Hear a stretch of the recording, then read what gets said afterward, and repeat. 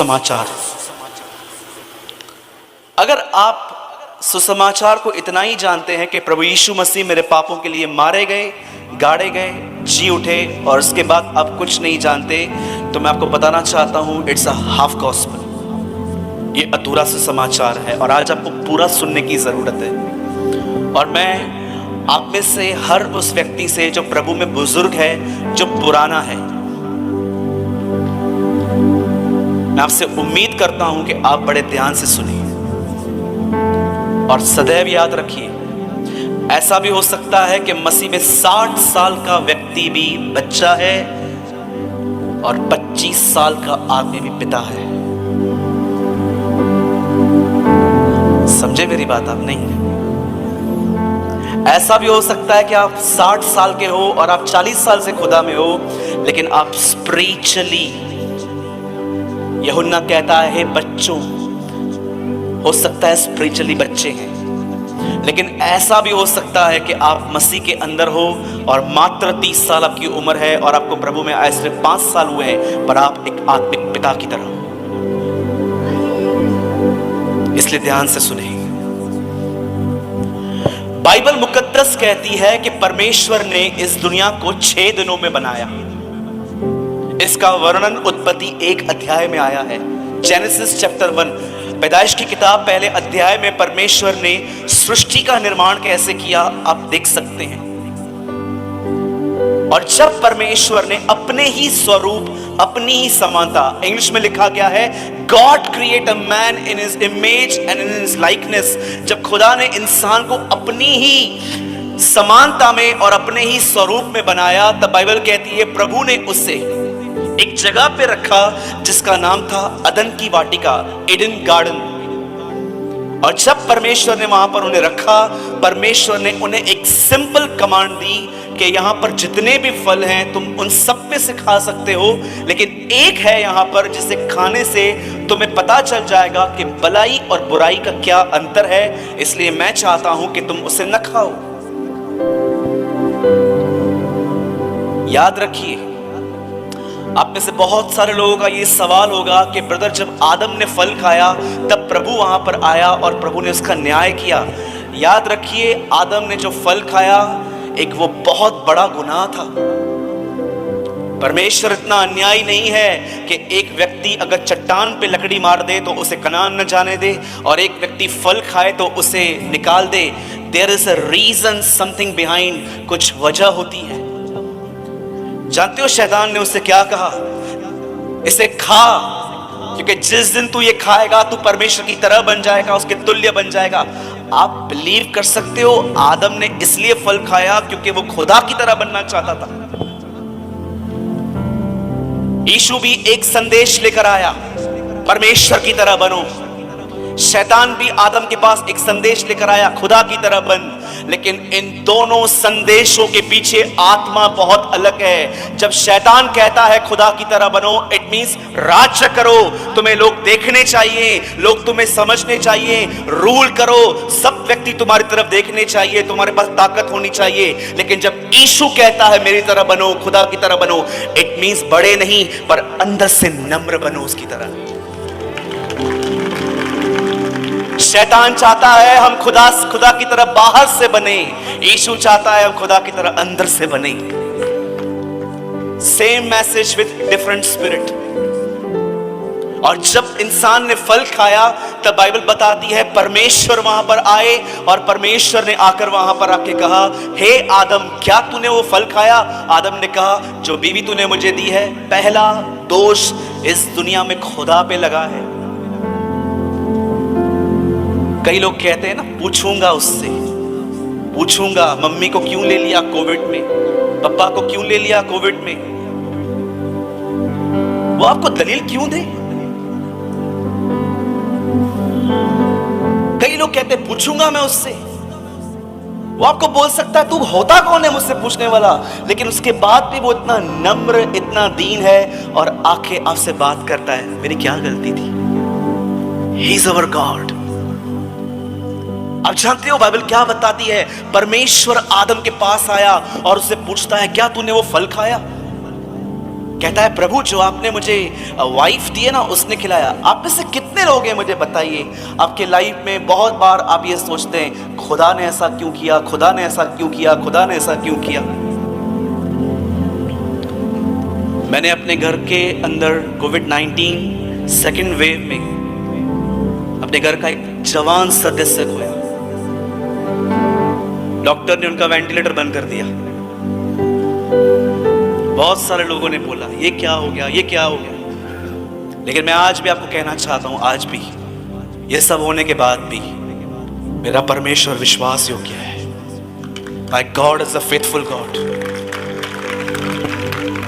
जब ऐसा हुआ तो मैंने परमेश्वर से कोई शिकायत नहीं की, लेकिन मुझे एक चित्र याद आया। एक चित्र, उसके 10 बच्चे कब्र में पड़े हुए थे कॉफिन में, और अपने 10 बच्चों को देखकर अय्यूब कहता है प्रभु ने दिया, प्रभु ने लिया, प्रभु का नाम धन्य है। क्या हम ऐसे हैं? हम तो गीत गाते हैं, धन्य हो प्रभु का नाम, blessed be the name of the Lord. हम गीत गाते हैं ना, हम तो खुशी में गाते हैं। पर आप जानते हैं यह बात एक व्यक्ति ने तब कही थी जब उसने अपना सब कुछ खो दिया था। बाइबल बताती है पहला दोष खुदा पे लगा। याद रखिए आपकी जिंदगी में बहुत सारी आपके ऊपर जो प्रॉब्लम्स आती है वो खुदा अलाउ नहीं करता, वो आपकी मूर्खता, मेरी मूर्खता करती है। मेरी बहनों, इतनी बड़ी हील पहन के कलीसिया में आओगे और गिर जाओगे, क्या बोलोगे? प्रभु आपने क्यों गिराया? लाइट का बिल नहीं भरा, लाइट काट के गए, क्या बोलोगे? प्रभु ने किया ये सब। एक दिन एक बहन ने हमारे कलीसिया में गवाही दी, मैंने टिकट नहीं खरीदी, ट्रेन में ऐसे ही चढ़ गई, सामने से टीसी आ रहा था, सबको पकड़ा, मुझे नहीं पकड़ा, प्रभु का धन्यवाद। मैंने कहा प्रभु मेरी प्रार्थना है अगली बार सबको छोड़ के इसको पकड़।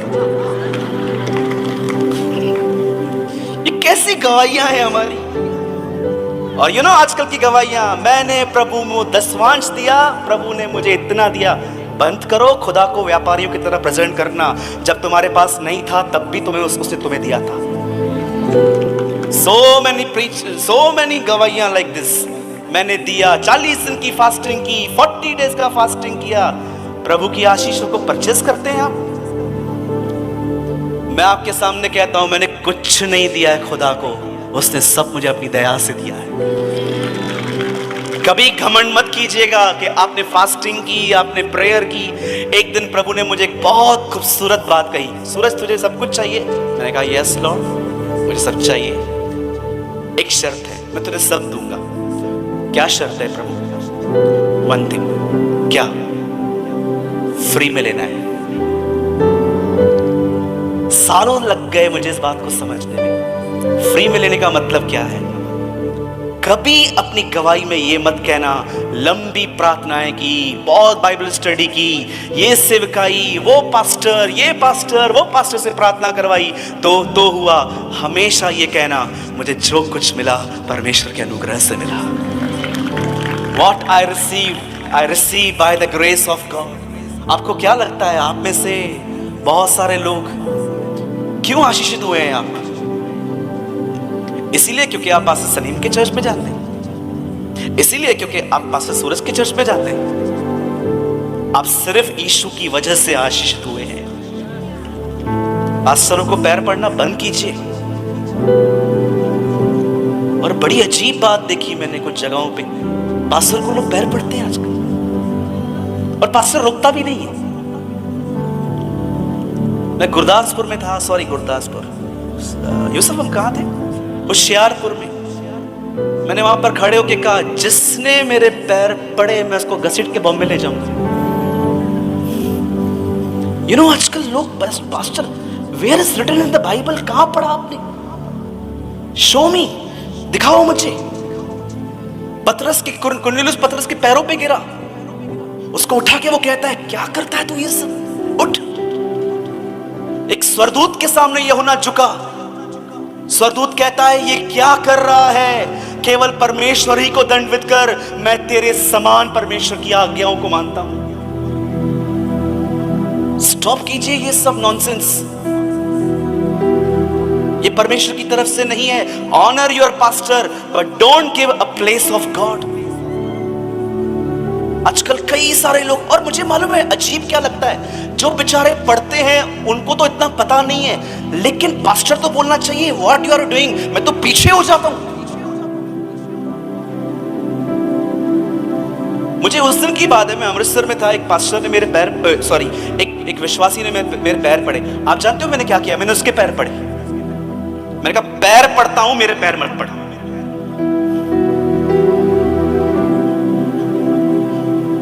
एक ही व्यक्ति है जो आदर के योग्य है, वो प्रभु यीशु मसीह है, और कोई नहीं है, और कोई नहीं है। ब्रदर, आज के प्रचार के बाद आपको लुधियाना में कोई नहीं बुलाएगा। प्रभु का धन्यवाद। डोंट वरी, इट्स ओके, चलेगा मुझे। मैं हमेशा कहता हूं, मैं आज भी कहता हूं, मैं जब भी प्रचार करने आता हूं, मैं एक माइंड सेट करके आता हूं, सूरज ये यहां पर तेरी लास्ट मीटिंग है, ये दोबारा बुलाने वाले हैं नहीं, बोल देना। क्यों हम लोगों के पैर पड़ते हैं? आपने कहां पर बाइबल में 1100 से ज्यादा इसमें अध्याय हैं। लीजिए मेरा बाइबल, आपकी तरह ये BSI का बाइबल पढ़ता हूं मैं, आप पढ़िए, मुझे बताइए कहां लिखा गया है कि कोई बाइबल के अंदर किसी वक्ता ने कहा आओ मेरे पैर छू। और गलती उनकी नहीं है बेचारों की जो पढ़ते हैं, गलती उनकी है जो अलाउ करते हैं, जो अलाउ करते हैं। हमारे मुंबई के चर्च में ऐसा नहीं होता। आप पूछ सकते हो किसी से भी, हमने डे 1 से उन्हें तालीम देके रखी है, डे 1 से। एक बहन ने कहा हमारे घर चलिए, आपके पैर घुमा के आइए, हमें आशीष मिलेगी। मैंने कहा बहन इधर आओ, पैर काट के देता हूं, लेके जाओ। ऐसा होता है ब्रदर। वचन में लिखा गया है पास्टर 2 गुने आदर के योग्य है। मानता हूं, मैं भी करता हूं, पर वचन में यह नहीं लिखा गया है कि उसे परमेश्वर की जगह दो। मैं भी एक पास्टर हूं, मैं भी तो अपने लिए बोल रहा हूं। हम कब स्पिरिचुअली एजुकेटेड होंगे?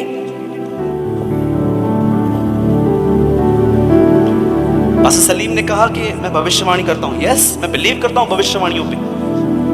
मेरे लिए हुई थी भविष्यवाणी, लेकिन मैं ये बिलीव नहीं करता कि भविष्यवाणी ऐसे ही पूरी होती है। मैं बिलीव करता हूं भविष्यवाणी जिस पे हुई है, अगर वो खुदा के साथ चलता है तो पूरी होती है। एक व्यक्ति भविष्यवाणी पाके बस वो यहां पर लड़कियों को छेड़ रहा है, रात को 12 बजे के बाद लड़कियों के साथ चैट्स कर रहा है, आपके लिए भविष्यवाणी पूरी होगी? हो ही नहीं सकता। इसलिए बाइबल बताती है उसके योग्य चाल चलो। बाइबल कहती है, ध्यान से सुनिए, मैं ज्यादा टाइम नहीं लूंगा, मैं 15 मिनट में संदेश को पूरा कर दूंगा, क्योंकि मैं जानता हूं ये बहुत लंबा है, मैं कवर नहीं कर पाऊंगा इसे।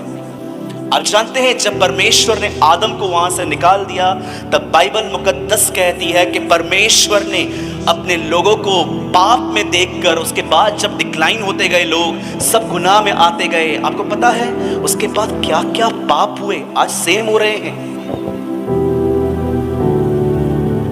एक दर्शन में मैंने देखा कि आने वाले दिनों में व्यभिचार और ग्रो करेगा। It will be grow. आप देखिए ये कहां तक पहुंच गया है।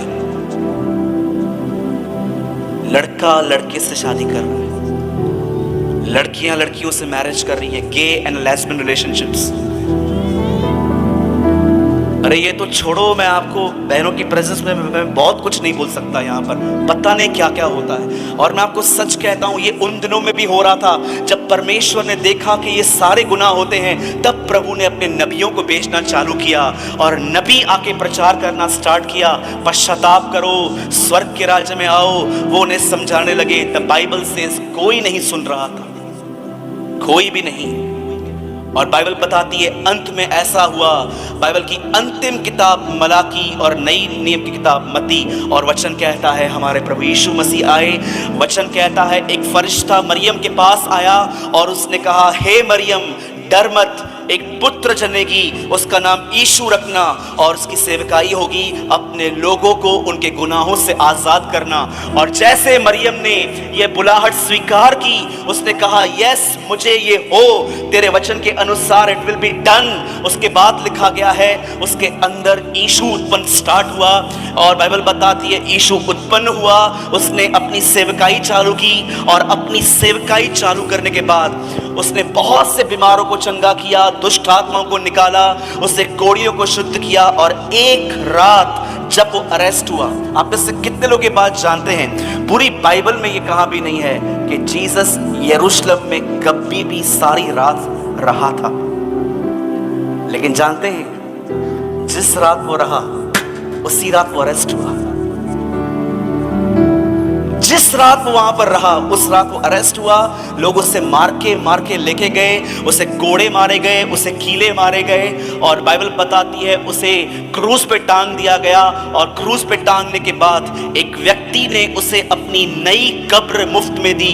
हम कहते हैं कि इब्राहिम के बारे में हम पढ़ते हैं कि कैसे उसने अपनी कब्र खरीदी थी, वैसे ही यूसुफ ने अपनी कब्र खरीदी थी और उसने वो नई कब्र, बाइबल बताती है, यीशु मसीह को वहां पर रखा गया।